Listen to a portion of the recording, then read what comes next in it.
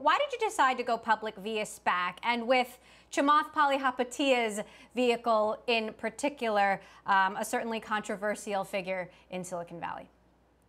Sure. Well, we were in the process of doing a private financing round, which we ended up closing with T. Rowe Price on December 30th. And as we were meeting with investors, some of them thought that we should consider going public at that point in time, either via a regular IPO or a SPAC. The reason why a SPAC makes a lot of sense for SoFi is a couple of factors. First, we can sit down with investors over a longer period of time and educate them before we become a public company. So we spent the last 2 weeks educating investors in order to raise the pipe, and we'll spend the next 30 to 45 days educating a broader group of institutional buy-side investors on the SoFi story. We have a very big vision, and we're investing meaningfully in capturing that opportunity to try to be a winner take most.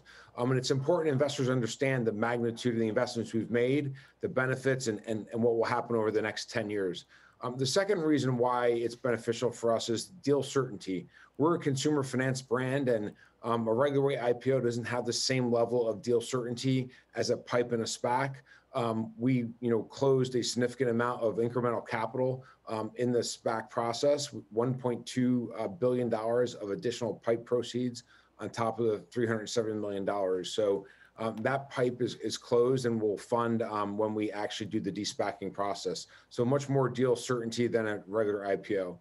And then last, we're able to give forecasts over just not the near term, but the next couple of years. And given the fact that we have 3 different businesses, we have a lending business, we have a technology platform, and then financial services products, they're all at different growth rates and different levels of profitability. So being able to take investors through that level of detail is also conducive to ensuring the value of the company is best reflected in the price that's being paid. So those are the 3 critical reasons. Anthony, on one hand, you're a technology company. On the other hand, you're a finance company. And finance does not tend to get the valuations that a technology company does. So now that you're going to be entering public markets, how do you expect investors will value you?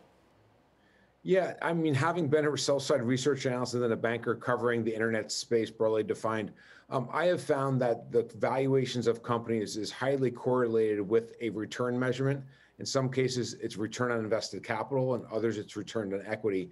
And companies that can drive outsized returns get higher multiples. And I think we will show over time that we're on a path to an outsized multiple because our cost base is lower than traditional finance companies. And because our entire service is being delivered through a technology platform, it drives a higher level of return than a traditional financial services company. And I think we still have to prove this to investors. I think we'll show over time that we can have outsized returns because we are leveraging technology as the main distribution vehicle for our product to consumers.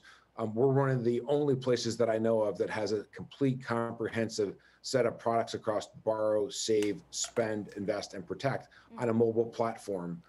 And as the awareness of that grows and our scale grows, we'll have outsized returns. So, when you look at your presentations on the deal today, it's clear that your ambitions are very big. You want to be an industry leader, similar to how Amazon is in its own industry or Spotify is.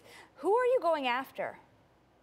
Yeah, we're going after above average household income, about $100,000 total household. So that could be 2 people contributing to that with very strong credit.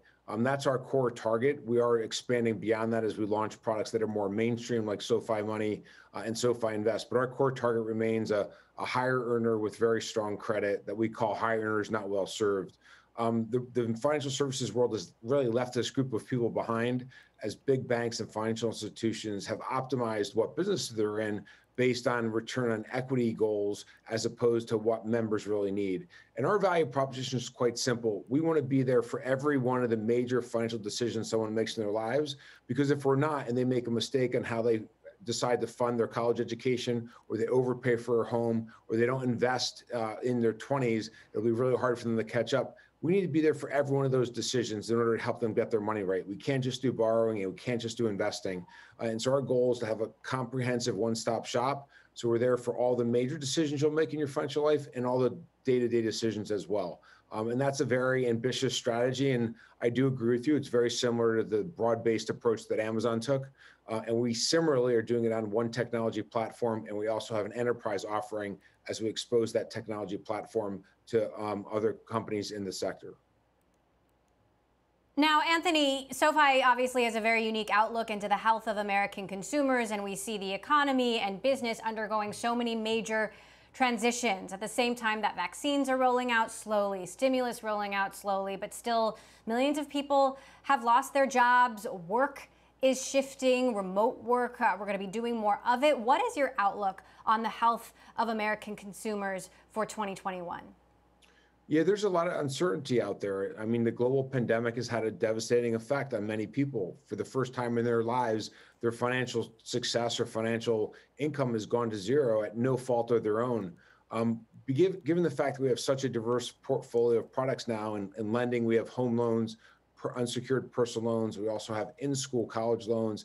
And then we have student loan refinancing. And then we have a technology platform through Galileo that's a very large business. And we are also in credit card, a brokerage product called SoFi Invest, and then SoFi Money. That diversification of products has actually served the community of individuals very well because people are stuck at home having to do their financials at home, and you can do all of that on your phone with SoFi. And so while there have been soft spots within the market overall, in the third quarter, we had record revenue and very strong profitability because of the accelerating need of people to have to do all of these financial activities at their house, given the risks of COVID-19 outside of their homes. From an economic standpoint, the government has done a very good job with stimulus. Obviously, the program that's coming out now is coming just in time, and I think it will be very positive for the economy if there's additional stimulus packages throughout the next quarter. But that has helped shore up a lot of the balance sheets of individuals.